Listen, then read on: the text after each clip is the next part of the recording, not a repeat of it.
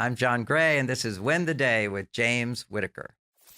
You're listening to Win the Day with James Whittaker. What we do in life echoes in eternity. Broadcasting from Los Angeles, California. Here's your host, James Whittaker. Let's go! Hey winners, welcome back to Win the Day. If this is your first time here, we sit down with some of the world's true change makers to give you all the tips, tools, and strategies to win the day every day. The quote for this episode comes from Helen Keller and says, "The best and most beautiful things in the world cannot be seen or even heard, but must be felt with the heart." Today, we're talking about the heart, and we've got the number one relationship expert in the world to guide us. John Gray is the author of mega bestseller Men Are From Mars, Women Are From Venus. It's been named one of the most influential books of all time and was the best-selling hardcover book of the 1990s. Dr. Gray is a prolific author with more than 20 books available in more than 50 languages in 150 countries. As an advocate of health and optimal brain function, he also provides natural solutions for overcoming depression, anxiety, and stress to support increased energy, libido, hormonal balance, and better sleep. Dr. Gray has appeared repeatedly on Oprah, as well as on The Dr. Oz Show and Good Morning America. He's also been featured in Time, Forbes, and USA Today, and was the subject of a 3-hour special hosted by Barbara Walters. His latest book, sitting right in front of me, is Beyond Mars and Venus, Relationship Skills for Our Complex Modern World. In this episode, we're going to talk about proven tips to immediately strengthen your relationship, the biggest mistakes people make in the home, secrets of a happy marriage, and how to achieve your highest level of fulfillment. Before we begin, remember that the right bit of inspiration can completely change the trajectory of someone's life. So if there's a friend or loved one out there who needs to hear this episode or could use some help to win the day, share it with them right now. All right, let's win the day with Dr. John Gray.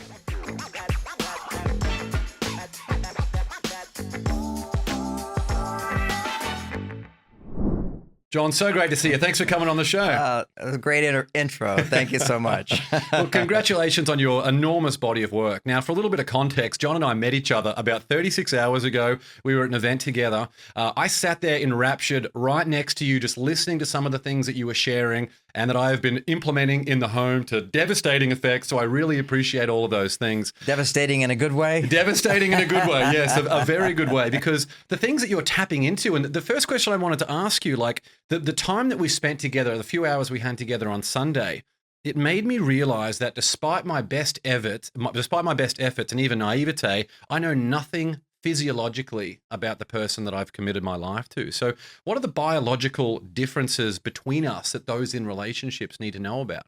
Well, when I wrote Men Are From Mars, the whole theme there was just my basic experience of counseling for 10 years at that point and being married and having 3 daughters. And growing up with 5 brothers. Guys are one way, and then suddenly have daughters. Suddenly I'm counseling 90% of the people are women. It's like they're all complaining about the same guy, me. But when a woman expresses her complaints to a therapist, he doesn't take it personally. So you can actually hear it. And when it happens over and over and over, you take note of how women tend to misunderstand men and men tend to misunderstand women. We really have different priorities quite often. For example, like one day, it must have been like 4 or 5 women on that day. I don't know why that day it came up, but it was a woman said, the only time my husband touches me is he wants sex. And literally inside of my brain, I'm thinking, what's wrong with that? I don't say that. I say, tell me more. Okay. That's a therapy thing. But, and then that night I went up and I was giving my wife a hug in the kitchen. I just came up to give her a hug. Because all these women were talking about hugs, so I thought I'll go give her a hug. And then she stopped. She kind of froze, and she says, John, the only time you touch me is when you want sex. So it was a very funny thing. So I had to look into, okay, what's the problem here? Because for women, they need to be more in the mood to want to have sexual touch, and men are almost always in the mood for sexual touch. So this is now 30 years later. I was able to find all the biological reasons for this. And it's kind of very timely because this book, Beyond Mars and Venus, because, see, we're no longer in the traditional roles, but men are still men and women are still women. And we kind of go, was this just made up? In the universities, they say this is just social engineering that made us this way. And actually, it's called biology that made us this way. And social engineering can help us maintain a healthy biology.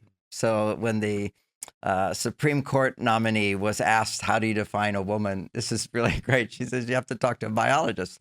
Well, here's a book, Beyond Mars and Venus, where I talk about the biological differences of men and women. And ironically, they are all there to explain on a biological level the simple examples that I give in Men Are From Mars that at that time, so many people related to. I mean, huge, 50,000, 80,000 people a week for almost 7 years were buying that book. You know, that's a lot of people who are in relationships relating to it. Kind of like when you heard me, you're relating to it and you can easily apply it because it's just insights that you're not really aware of if you don't understand how men and women are different. But even then, a small percent of women, and now a lot of women will say when they read Men Are From Mars, they'll say, you know, I feel like I'm from Mars and my husband's from Venus. And that is due to a biological change which is happening. Because when women are more independent and they're making money, they're making more male hormones. And they tend to make less female hormones. And whenever her male hormones are dominant over her female hormones, she will have higher stress levels, and that's measurable.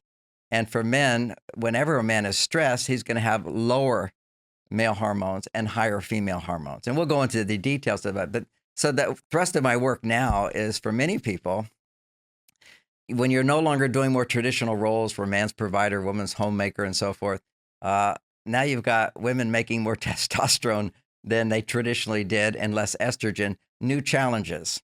And so the second book here is all about helping men understand their wives when they're stressed and how can I help bring her back to her female side? How can I produce more female hormones in her? And vice versa. What women can do is to communicate in new ways to a man, which bump up his testosterone. And the things that you do are about strengthening relationships, but to me, it also strengthens, even maybe primarily, it strengthens the relationship that you have with yourself, the awareness that you have within it. Such a big part of that. And I wanted to know, was there a specific tip out of your 4 decades, maybe longer, of counseling? Was there a specific tip that led to the most breakthroughs? Oh, you mean the tips that I give? Yeah. Oh my gosh, it's the one you talked about today. Is for men to there isn't it a day because people recognize me. We're particularly in airports, okay, because I'm more accessible in airports. And there'll be people kind of go, is that the guy? Is that the guy?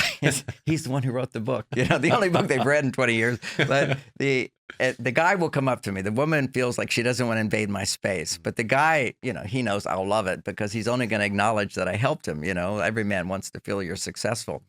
So the guys will come up and they'll say, man, I just didn't know. I realize now she just needs to talk sometimes. And if I don't interrupt, she's really happy and she's grateful.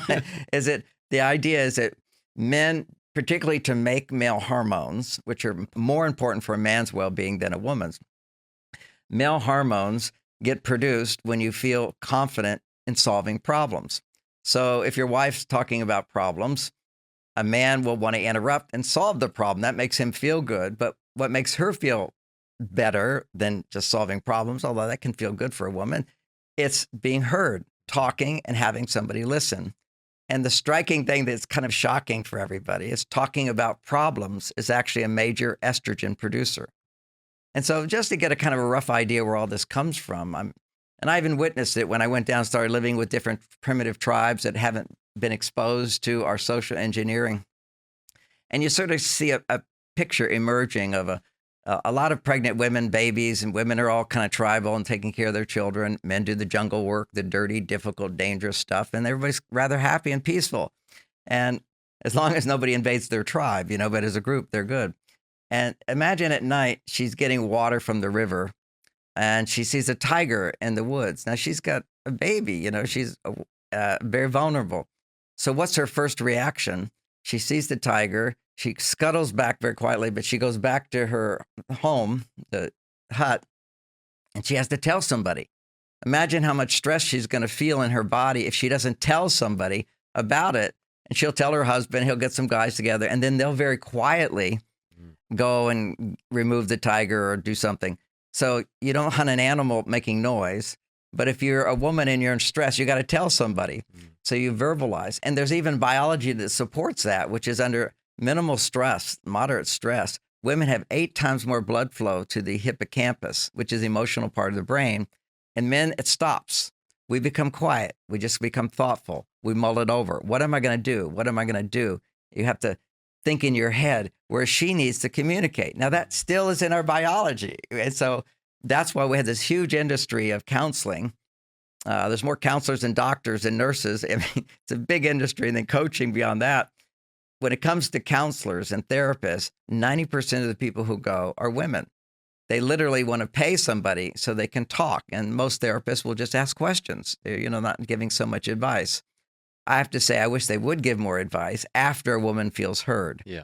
Because the women I experience in my office and in my seminars all around the world, they often feel that I give and give and give and I don't get back, which is they're feeling like I'm the good guy and he's the bad guy. But they don't realize that what they're giving is what women would want and not what men want.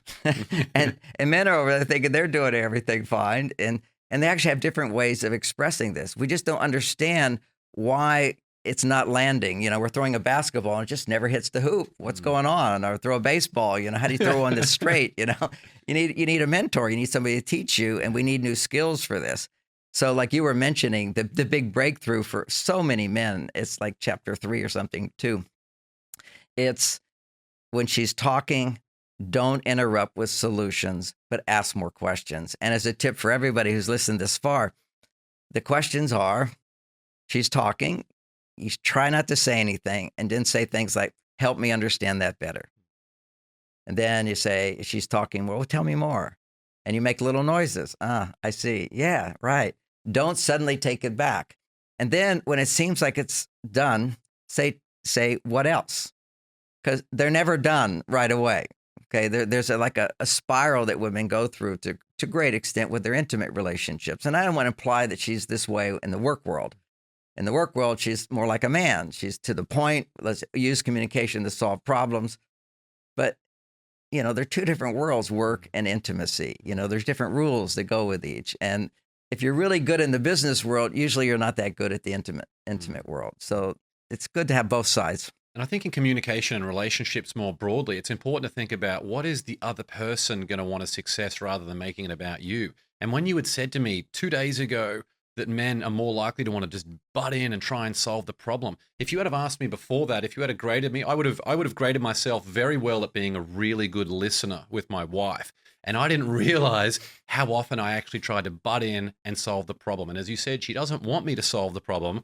She wants to feel heard, and she wants to be able to communicate and feel like that she's got that out. And that's been that already I feel like has changed my life. It's a huge thing. And yet everything I teach has complications. It's complications because sometimes she does want you to solve the problem. Okay. But wait until she's talked about it and you get her to talk more.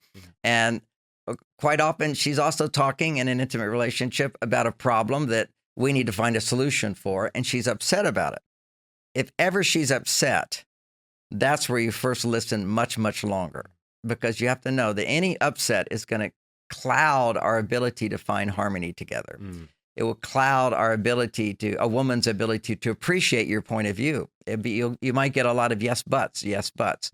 I learned that as a therapist, just in the therapy office. If I ever give a suggestion before 30 minutes, there's going to be a long line of yes, but, yes, but, yes, but. However, if I can listen and understand better and really understand her point of view more, my solutions or suggestions will be better, but she will be willing to receive them. It's literally like, she's got to get it out and then she can bring something in. Stephen Covey, seek first to understand and then be understood. Yeah. That's a good one. It's a good point. So outside of women. But let me add to that, that is a wonderful principle. However, when women complain, you listen, and then a lot of men then say, okay, I understand this and this and this, and you're wrong, and now you should understand why you're wrong. That doesn't work. You just want to prevent escalation in relationships. And what I've seen again and again is women will say things that might be a little bothering to a guy. It's a minor thing. And what he'll do is he'll detach to think about it. It's like, is that really true? She said, oh, we never go out anymore. You're not the same guy. And he's kind of thinking, what does that mean? We went out last week. It's like he's being very analytical about it and detached. Analysis, detachment, solving problems, these things make testosterone. And I'll mention it again because I keep coming back to testosterone, estrogen. There are a few other female hormones as well, but I'll simplify it with estrogen. When a woman has well-being, happy, her estrogen levels will be 10 times higher than the average man. And when a man has well-being, his testosterone levels will be 10 to 20 times higher than the average testosterone for a woman. So these are like key things. So then you look at that and you go, wow, any man who is depressed has low testosterone. Any man who's angry, his testosterone's going down and his estrogen's going up. And so if I want to be like a man and feel confident and strong and motivated, the best part of masculinity, I want to keep my testosterone up. And one of the things that lowers it right away is if you get angry and start talking. That's another takeaway. If you're starting to feel annoyed and irritated, as soon as you say something, it's like a landslide. If the pebble's going and you'll get more and more angry and more upset. And what men don't understand is a man articulating anger to his wife hits a nerve inside of her, which is thousands of years old, which is her life is in danger. So she's going to put up walls and she's not going to be able to hear what you say anyway. You want to create safety for women. Our job always has been, see, what I've done is just upregulated our job. We have policemen and government and divorce lawyers and everything that create safety for women. But so what do they need us for? They need a lot of emotional safety. See, that's the thing. When Maslow talked about hierarchy of needs, the lower needs, when they're fulfilled, the higher needs come into play. And intimacy, making love. I teach around the world. I say, okay, let's look at all the options I can teach you about. Everybody wants me to talk about how to create lasting passion. We want to feel the juice, and ironically, the juice is produced, that passionate feeling, when you're blending your masculine and feminine together. I mean, if you think about sex, what's happening is literally a man is slowing down to respect her, and eventually he's entering into her. He wants to get into her. That's the blending. Instead of becoming feminine himself, he joins with a woman who is feminine, and then you can be both masculine and feminine at the same time. If I just work on being feminine, I lose my masculinity. That's why relationships can be so powerful to find that balance. Is when you're listening, you're solving a problem, right? Now you have a new context for listening. I'm solving the big problem, which helping women process their feelings, their thoughts. And on a biological level, you're raising their estrogen. And we just have to get, when estrogen goes up in women, the things that were upsetting them are no longer going to upset them. It's going to become no big deal, no big deal. And that's another $1 million tip, is ever you are complaining to your husband, preface it with, just want to talk for a few minutes and it's no big deal. Then his blood pressure will go back down. When you say to your husband, we need to talk about something, kabang, stress levels go up. Oh, what did I do? What's going on? They don't want to be attacked. Exactly. So just to say it's no big deal. And then he'll be able to listen, because our brain is always, as a man, how big a deal is this? Okay. And when emotions are involved, if there's some emotional tone, he misinterprets her to think she's saying it's a big, big deal. Because for men, little problems, you have no emotions. And for women, little problems, you actually have more emotions than big problems. When a woman has a big problem, she shuts down and she has no emotion. And a man, when he has emotion, it's because he can't solve a problem. As we get frustrated or angry or whatever, that means your testosterone's going down and your estrogen's going up. But the experience for men is they only get emotional when the problem is big. I mean, negative emotions here. The problem is big. Whereas women get emotional when it's just life going by. And they just want to talk about it. And that will lower their stress level by increasing estrogen, being seen, being heard, knowing what she thinks, without somebody minimizing her or judging her. You mentioned there that the role in a relationship is to prevent escalation. And you said something on Sunday about the role in a conversation for the man is to protect your partner from the dragon within you. And that really resonated with me because, full transparency with everyone watching and listening to this show, I feel like my biggest weakness as a husband is that sometimes, my wife and I don't argue very often. But when we do, I tend to lash out verbally at something that I totally don't mean, that massively escalates it. And then, I slink off and she's very frustrated, understandably. That dragon in you, God, that just resonated. And it takes maybe a couple of days before your heart opens again. It's literally a shutdown. It could be maybe 4 hours, but it can also be several days. Yeah. And then you how do we get back together over here? Yeah. So when you said that the dragon thing, that actually was my wife telling me that, because another big takeaway of Men Are From Mars that men love and women tell me about the most. They say, thank you for teaching me about a man's cave. Now it's sort of every man has his cave, but it started with the Men Are From Mars book, which is helping women understand men's tendency as a general thing is he goes to work action. He needs to rest. He needs to do something that's not stimulating estrogen, but re-stimulating testosterone. Because when you're in stress during the day, you tend to run out of, you're making testosterone, but you're also running out of it. And the more you're stressed or frustrated or whatever, you tend to go lower in your testosterone. So there's a recovery period that a man needs, which is, it's not about her. It's about, I just need to have a hobby, or I need to, read the news. I need to go for a good workout. You see, there's a lot of different activities that stimulate the production of testosterone, but they're completely stress-free. That means you're not making money from it. You don't worry about it. You're fixing your garage, your car in the garage. Everybody's got crazy hobbies, man. That's men's thing. That's his thing. He does by himself. And so a guy comes home and he's working in the garage, or he's ignoring his wife, and she can feel like, what did I do wrong? Or he doesn't love me as much anymore. And then she wants to say, what's bothering you? Or she's searching to see if you're upset with her. And what I explained is that he's just in his cave. And the cave is a place where it's non-personal. And then he can rebuild his testosterone and come back into the personal world. It's not like he has to do it every day, or some men do. Some men do it longer than others. Some men get addicted to it. So that's another dance, which is if he's staying too long in the cave, you have to have skills to move him out. And the skills, one simple skill, you can't teach everything in a short interview, but this is a great one, which is, if he's really got addicted to just sitting there watching TV, or he's on his computer, and you can say to him something, never judge him for it, because he's doing what's his instinctive. But you say, oh, honey, when you have a chance, I need your help. It will only take 10 minutes. And then let him pick his time. Usually he'll say, well, what is it? What is it? And he said, well, I'll let you know when you're ready, and then he might forget, because this is a new thing. But he's going to go to the bathroom at some point and say, oh, while you're up, I need your help. Would you, it'll just take a few minutes. And you draw him out of the cave, because, when something's feeling good, you kind of just want to keep going. Yeah. and then you can get addicted, whatever it is. And so there's certain activities in the cave which can be unproductive, and certain ones which are very productive. I'd say that the main one in the cave that's unproductive is too long in the cave, or doing porn. Porn is highly tempting for men, because it's something that's unproductive that produces a lot of testosterone right away. Anytime you have an erection, your testosterone shoots up, but it goes right back down, and you actually lose the potency that you could have had if you were doing something more constructive. So when you invite him, what help do you need? Just 10-minute help, and then you make sure to appreciate him for it. The most powerful one is to use him when he comes out of the cave to help you become more feminine.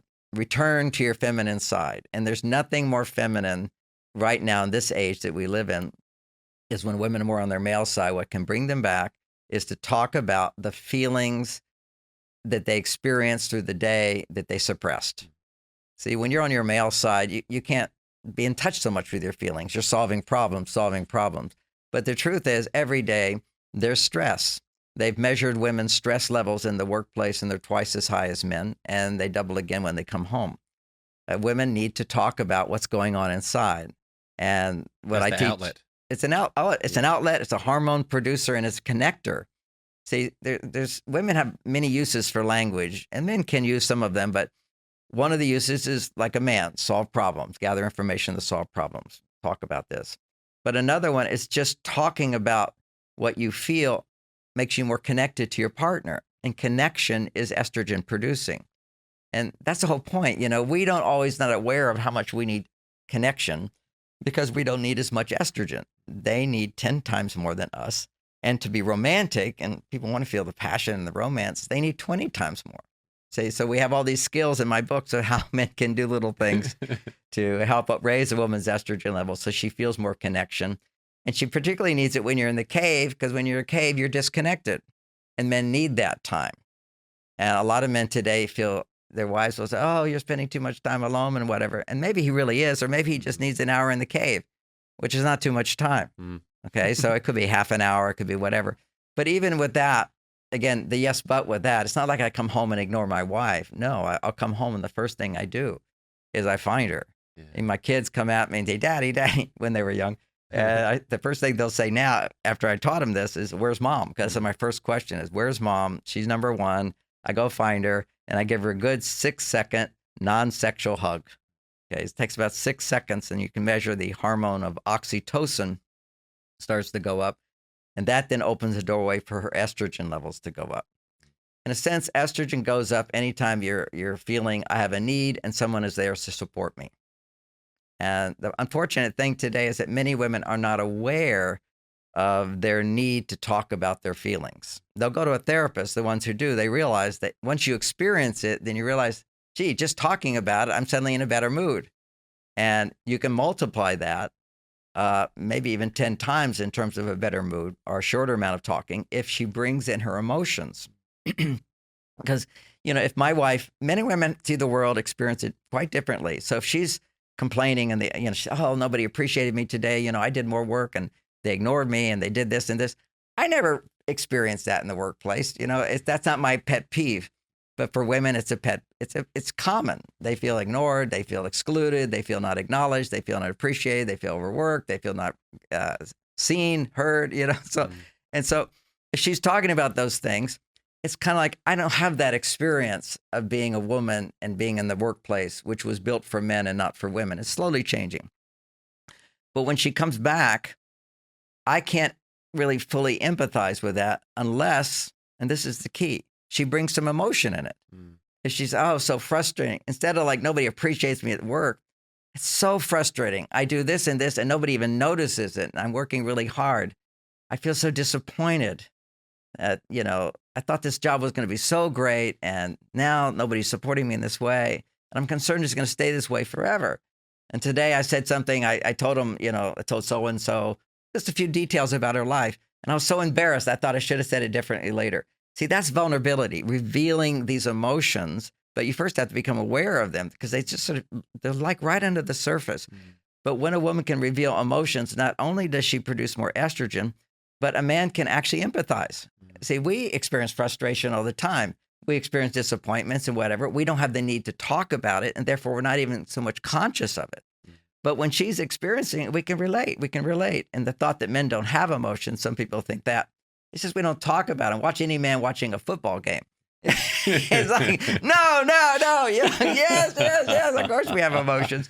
We just don't have sort of the ability of, we don't really have the great need that women have. And see, everything I've said is politically incorrect because we have social engineering saying we're all the same. And therefore we should all be like women and yet all have jobs like men.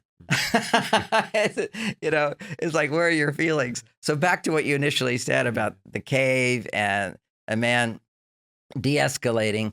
Whenever you start to get angry, there's 2 steps. One is when you're angry and you're man, you're out of control.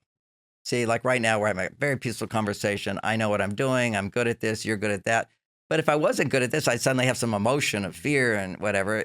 So confidence for a man creates detachment from emotions, but it doesn't mean he can't feel other people's emotions. It's detachment from any sort of anxiousness within himself. So you're having a conversation, smiles on your face, your heart's open, you're listening to your partner, she's talking about her day. And if she brings a little emotion into it, you don't get tired real quick.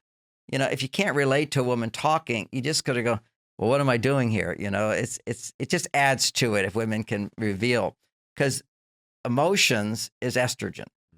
And what women are looking for in their wives is to experience estrogen. And what women need, but they might know, is more estrogen. And a man can provide that. And if you're providing what she needs, you're building your testosterone. Her estrogen is going up. She doesn't need to ask you what's going on. But often women feel like, oh, I need to know what you're feeling, because they're afraid of sharing their feelings with you. See, the key is you go into her and you open her heart by listening. If you listen to a man, you can actually encourage him too much to go to his female side. And I don't know if you're one of the small groups we did, but I just asked the women, when men start talking about their feelings and their complaints at work, how many of you just feel kind of like disgusted? And how they also were like, yes, because they feel guilty because they want you to be interested in their feelings. But when they're kind of like, where's the man? It's like he's whining, he's complaining, he's whatever. And why is he in that place? Because we're told to be that way, and women are saying, what are you feeling? What are you feeling? And psychology is saying you need to talk about your feelings. and how we abuse men by not letting them talk about their feelings. No, we need to learn how to process our feelings with our analysis that judge whether it seemed that is it a big deal or not a big deal. There's no problem if it's a big deal to have emotions, without a doubt. There's an old Chinese phrase, which is men should not express negative emotion. Men should not cry unless their heart is broken. And of course, my wife died 4 years ago, and I cried a lot, and I've been defrauded a few times and cried a little bit. Big things, men appropriately become emotional. But the normal stuff in life is not to be talked about so much. And so then some people get upset with me for saying that, even so that you can come back to a nice, harmonious place. If a woman is feeling more feminine than you, always fine to go to your female side. But if you go to your female side and she's not more on her female side, your relationship's going downhill. And that's kind of like another way of saying that is if a woman feels she's not being heard and you want to be heard, it's the wrong direction. And all I'm doing is pointing people in the right direction. If you need to be heard, men, first hear her. It's like orgasm. Always give the woman the orgasm first, the foreplay for her. You just jump in and do what feels good to you. She's left in the cold. It's like give her what she needs, open her up. And what I have found, if you learn how to share in a vulnerable way without attacking your partner, and that's a lesson women can learn. I'll get to that. But when she opens up and shares, because I relate to the frustrations and the disappointments, it makes me aware of what I'm frustrated and disappointed about. I don't need to talk. See, she's actually healing my female side by opening up, and I'm healing her by being present for her. And when I say healing, I just mean stress levels are going down. So I never finished that question you asked me about the dragon inside. So one time, Bonnie and I were starting to escalate into an argument, and I said, look, honey, I just need to think about this and we'll talk some more, and went to my cave. And I don't know, it was like 4 hours because it didn't get escalated too much. The less you escalate, the more quickly men can open their heart again. And I came back, and so the signal is I'm out of the cave is I'll come back and stand around her and stroke her hair and be a little affectionate. And she starts to go, okay, that angry guy's not here now. But one day she said to me, she said, John, thanks so much for going to your cave and protecting me from the dragon inside. And I tell that story because it changed me, because I felt, oh, now I'm not a bad person because I stepped out of the conversation. For women, when you leave a conversation, they feel like you don't love them, as opposed to, look, I'm protecting you from becoming angry. Now, there's a step before that, so it's not like I have to do that all the time, is I regulate myself when I start to see escalation happening. And I basically back her up a little bit without her feeling I'm stopping her by just saying, well, you just said this, help me understand that better. I want to understand that more. And if you're, as a man, you're sort of directing the conversation, you're making testosterone. Rather than resisting, you're now embracing, but it does give you more control within yourself to be directing the conversation, knowing I'm doing something productive here. And also there's another thing is kind of imagining a big gold ribbon, first place. Because if you can do this, you're like a hero. Yeah. If you don't become reactive. Yeah. Because the brain will become reactive. We have these mirror cells that kick into gear. If you're angry with me, I get angry with you. If you're not trusting me, I don't trust you. If you're resisting me, I resist you. And that dramatically increases when you're in an intimate relationship. It's like those mirror cells just turn on. Because see, that's how children learn, is they duplicate. And when you're making love with your partner on a regular basis, you're constantly bringing in all your childhood issues.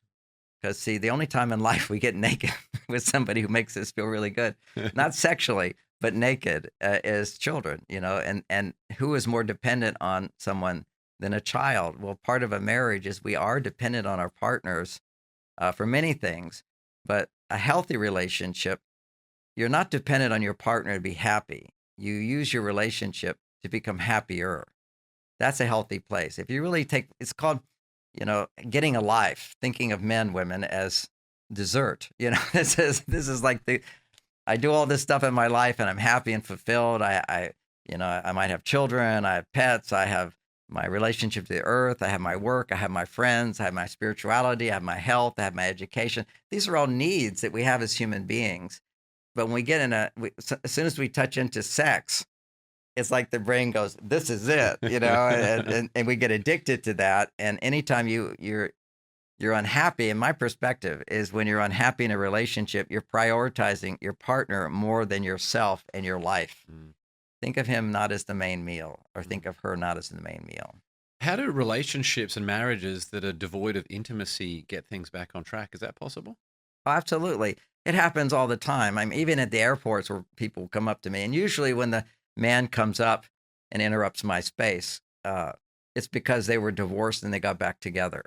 Not to imply that everybody's divorce was with the right person. And sometimes it's just too much. People aren't motivated to work through the issues they have to work through. But there's so many people who just think, we're just too different, and we argue too much, and they read Men Are From Mars and they go, "My gosh, I've been making all these mistakes all along." And it's not just men who realize this. Women realize it too. And I think women are always asking me, I ended a relationship, how do we get started again? I said, first thing you need to do is, in understanding these new ideas, reflect on your relationship and see that you're 50% of the problem. Then you have confidence, I can pick the right man again. So many women just don't trust that I can trust myself. And women on average, after a divorce, this is an average, not every woman, but an average, 9 years before they get involved again. They're just like shell shocked, because it's not so much him. It's just, I thought he was the perfect one. And so how can I trust myself? Whereas men, it's 3 years, and usually a few months and he's out there having sex. Like, we need help. Yeah. and you might even look, another reason for that is why sex tends to be so significant more than men. And some women, it's just the same. But it's through sex, you can feel your emotions more. Particularly men have more muscle mass. They're born with 25% more DNA for muscles, and muscles sort of are testosterone makers, which is the opposite of estrogen makers. Softness. Women have 25% more DNA for fat cells. Some have more, some have less, but way more than men, generally speaking. Now we can put on fat, but we're designed to produce. Women are designed to have more fat because it allows them to produce more estrogen. And often women who aren't having a lifestyle that promotes estrogen will put on a lot of weight. That's one of the reasons women gain weight, is that if they're not making enough estrogen, your body says, okay, we need more fat cells to make estrogen. And it's also why men retire. One aspect of a man's retirement, you'll see a lot of retired men with these bellies. And those bellies produce estrogen, and they knock his testosterone down more. And now he's going to be more estrogen oriented, doing things that are estrogen producing. And that's called retirement for a man. Whenever through a lack of purpose that's provided from work? Yeah. Work gives you meaning and direction. Everybody needs it today because we all have access to our male and female side, but men need it more to keep their testosterone up. And some men need more testosterone for well-being than others. When you see a man with big shoulders or born with just, lots of muscle mass, it takes a lot of testosterone to sustain that. And so that means they need a job that makes them feel more like a hero. So more of our heroes are going to be big muscular guys, and guys in jail. I've taught at San Quentin, prisoners, a lot of them, not all, but a lot of them are very, very muscular guys. And because they grew up in an environment where they didn't have mentors, male mentors, to teach them how to be successful and so forth, which is very important for boys to have those mentors around. They didn't have fathers. They didn't have functional relationships growing up, and they don't have jobs that make them feel like successful. Then they become very angry. They become no heart. They disconnect from their ability to anticipate what somebody's going to feel. Somebody goes around stealing things. They don't have a heart. They can go, well, how's that person going to feel if you take that away from them? They're just thinking about themselves. So they're the real narcissists. Okay. Today, women throw it around all the time. All the men I meet are narcissists. No, all the men you meet are men, and you train them to think about themselves more than you. Women don't realize that. We have a basic phenomena. Before Men Are From Mars became a big seller book, what helped me understand women, besides 10 years of counseling women and being married and all that, was a book called Codependent. I think Codependent No More. And to summarize codependence, it's simply when you're making somebody else's needs more important than your own. And that tends to be what women do. And when you make a man's needs more important than yours, you're training him to make his needs more important than yours, which is a simple definition of narcissism. When women, you got to motivate men. And this is an unrealistic expectation. People don't understand our differences. Men typically are motivated, lots of motivation in the beginning. I mean, he just got the energy to do it. And I'm sure everybody's had this experience where you have guests over for dinner and suddenly you have the motivation to clean up your house, right? And it's there. The motivation is there. That's because, you don't want them to see this and this and this. But the energy's there. And it's also a little bit of a crisis, but stimulates dopamine. Newness in a relationship stimulates dopamine. Somebody's new, different, but what happens in a good relationship is familiarity sets in. You feel safe. You feel more serotonin gets produced. It's more relaxing. And that newness of dopamine in the beginning of a relationship just raises women's estrogen so high and raises men's testosterone so high. And so sex therapists will say, you need to have little getaways, go somewhere new and different, be in a new and different bedroom, a hotel. And so these are all good things. It's little helpful things. But the reality is life starts to become very routine in relationships, and it's very easy, comfortable. We get kind of lazy. And why the laziness comes in, the newness isn't there. But there's other things the reason that motivation is there and that happiness is in woman is because when dopamine goes up, men's testosterone automatically goes up. Women's estrogen automatically goes up. So when you don't have dopamine stimulation all the time, you can still stimulate high testosterone in a man and high estrogen in a woman by the way you communicate with each other.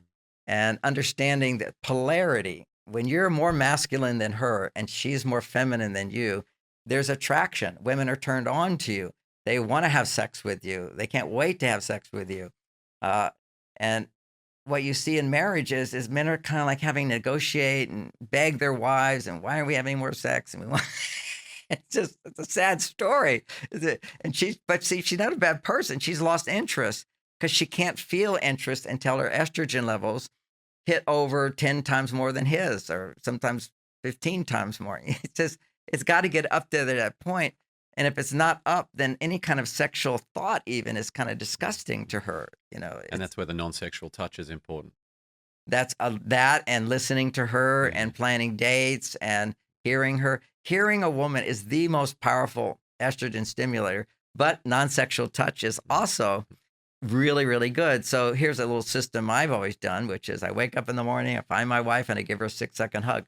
I leave for work every day. I find my wife and I give her a 6-second hug. I come home from work. I find my wife. I give her a 6-second hug. I'm going to go to bed, or she's going to go to bed before me. I run up after her, give her a 6-second hug. 4 hugs a day as a minimum. That's a really good one. At least every day, some compliment or expression of I love you. And you can do that. It's kind of awkward for men when they're not turned on to feel their love. They love their partners. But because of our high testosterone or low testosterone anyway, our bodies are built more testosterone oriented. The brain doesn't have a lot of connection between talking and feeling love. So in the same way, for men, the sex center in the brain is much bigger in us than in women. And the sex center is not located very close to the love center. Whereas for women, they're closer, but also women have, some researchers have pointed out, is 9 times more white matter in their brain. And white matter is connective tissue. So they found this out when one study was strokes. If a man gets a stroke in the part of the brain that talks, he can't talk again. If a woman gets a stroke there, she has 6 other places where she can talk from. Talking is a major thing for women, and silence is throughout all evolution, unless you're talking to solve a problem. But us problem solvers who use language to solve problems, we're the worst at communicating with our wives because we spot a problem. And, oh, you don't have to feel that way, or don't worry about that. I'll handle that. Well, you're just looking at it the wrong way. It's just like, and then even worse, if you go back to Freud, back then, his common thing was every time a woman's upset to a great extent, honey, you're just overreacting. You're overreacting. And where that came from is a misunderstanding of men and women. And yet there is overreaction. But let's just say a woman is being a female, in touch with her female, little things make a big difference in terms of an emotional response. And for men, we don't notice little stuff. It's just, what am I going to do to solve it? Go right into testosterone. For women is, what am I feeling inside? And let's talk about it. And then men would think, well, why do we need to talk? If she even says it's not really a big deal, he'll say, then we don't need to talk about it. Why do we have to talk about it? And she says, because it feels good. And so the women solve problems. They talk to feel good. They talk to balance their hormones, lower their stress levels. And sometimes they talk just to know what they're feeling. And that's kind of what all therapy is about anyway, is it you talk about what's going on, and then you see the world in a different light. For me, as a writer, a lot of writers will say this, I write to know what I think. Yeah, I do that. And for me as well, I talk to know what I think. I talk to know what I know, actually. I walk around this thinking I don't know anything except what I need to know in that moment. Yeah. And then suddenly a book comes out, it's just it's a journey. So, but for women, getting it out, talking about it, and even a playful thing, I'll give another little tip here for guys, is everybody in America knows about the great Houdini, at least they used to. And he had all these big challenges, but one of his challenges that he was a magician and he could hang upside down. He could get out of any lock. He could get out of prisons. He was an amazing guy. These were his challenges. One of his challenges, I can take any punch. So these big guys would line up and punch him, and he just, he had abs, he strengthened his abs, hard as steel abs. But one time on Halloween evening, some college student said, is it really true you can take any punch? And he said, yep. And he just gave him a jab, quick jab, and that killed Houdini. That's how he died, because he wasn't prepared. See, men, when they're not prepared, we get all bent out of shape with women, and there's always going to be a surprise. If you just accept women are like the weather, you cannot control the weather. You can just control what you wear. If it's a hot day, take off your shirt. If it's raining, hold an umbrella. If it's cold, put on a jacket. This is what we have to do. Otherwise, we'll tend to feel like, why is her mood here one day and her mood is there another? Moods are changing, just as women have to embrace our moods. Our moods don't tend to be, life is great and crash down, unless we're more artistic, more on our female side. But men tend to be very interested and very attentive, and then we just ignore our wives completely. We go back and forth, back and forth. They go up and down, up and down. It's a nice rhythm, it keeps us flexible. And, when men go to their cave, women often say to me, well, what am I supposed to do when he goes to his cave? I go, that's called having a life. Let it be. Two quick questions before we move into the rocket round. A lot of people have been talking about the 5 love languages. How does your work intersect with the 5 love languages? Well, first, let me say, Gary Chapman, I love him. I know him. He's a great man. His message doesn't take into consideration men and women are different. All of the 5 love languages, if you want to list them out for everybody, bottom line is every woman needs every one of those things. Those love languages all produce estrogen. Now, we men like estrogen, but we become very lazy with estrogen. So I have a different version of love languages in terms of different forms of love, different from the way he looks at it. And there's appreciation is a form of love. Acceptance is a form of love. Trusting someone is a form of love. Caring about someone is a form of love. Listening and understanding where they're coming from in a non-judgmental way is a form of love. Respecting someone, honoring them, putting them above you, serving them is respect. That's a form of love. So I just looked at it. First of all, it took me a long time to figure these things out without the understanding of hormones. But now I can just say very simply, whenever you appreciate someone, their testosterone goes up. Whenever you forgive someone, accept them just as they are, they don't have to be better, they're fine. Acceptance, their testosterone goes up, whether you're a man or woman. And if you're trusted, someone depends on you to get the job done. I come home, my wife, he's here, he's finally here, great. It's like men of the day. Someone's depending on you. That is testosterone going up. Also, women get that experience. Why they can so much give to children is because children look to their mother as like a god. It's trusting you so much. So women appreciate these forms of love too, but men need 10 times more. Trust, acceptance, appreciation, because they stimulate testosterone in our body. What stimulates estrogen in women is demonstrating caring. When I'm caring for her, prioritizing her, hearing her, doing things at consideration, opening car door. And just with that one, I remember Bonnie, I opened the car door and sometimes she said, I can do that. And I said, of course you can do that. But honey, you give so much to everybody. Let me just give to you tonight. On a romantic day, always opening the door and going around and opening the door to get her out. Just Gesture that little of acknowledgement and appreciation. Okay. So appreciation is testosterone. What I did by opening the car door, first of all, is respecting her, understanding she does so much for so many people. It's nice to have somebody take care of you and show demonstration of caring. So you see all the romantic rituals of the past, traditional romantic rituals, were social engineering so that men could raise women's estrogen twice as much, okay? And men's testosterone goes up twice as much if he does something, provides something for her, and she appreciates it. So I take my wife to the movies, and she says, wow, that was an amazing movie. My testosterone's off the chart. I'm feeling, I wrote that movie. I produced that movie. I directed that movie. That's my movie. And if the movie's bad, I'm kind of like, oh my God. And every man knows that feeling. And then we go to the movie, we're leaving, and I say, honey, well, did you like the movie? And she says, oh, she'll pause and she says, that sunset scene was really wonderful. And I go, yeah, I had nothing to do with the movie. I just the camera guy. I picked that scene. So it's being playful with each other. The same way, like a woman says, do you see this cellulite, honey? Can you love that? I said, honey, I love you. I don't even see cellulite. I don't even see it. I give you. See, there's times to be loving and generous with our love and not dwell on just practicality of reality. Final question before the rocket round. On your best day, what's an affirmation that you would write on a flashcard to show yourself on your worst day? Oh, so I want to see. Well, it's up on my mirror, and it's called "Don't Speak." Ask questions.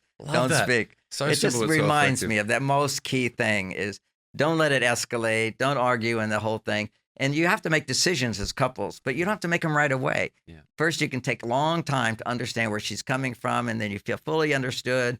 And now I've understood you. Now I just want to share with you some of the things that are going on inside of me. As long as you're not feeling aggressive or judgmental or critical or defensive, you just don't talk when you're feeling defensive. Yeah.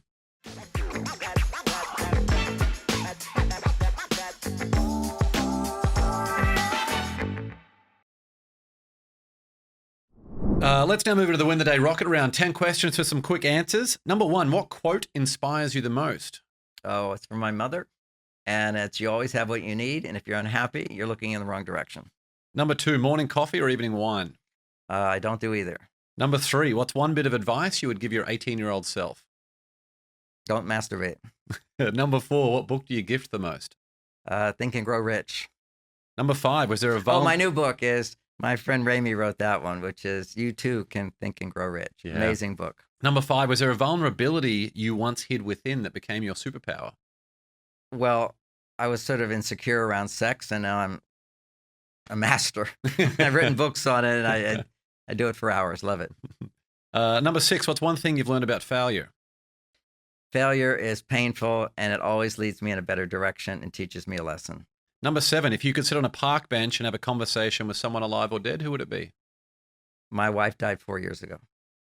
Number 8, what tool or resource best helps you run your life or your business?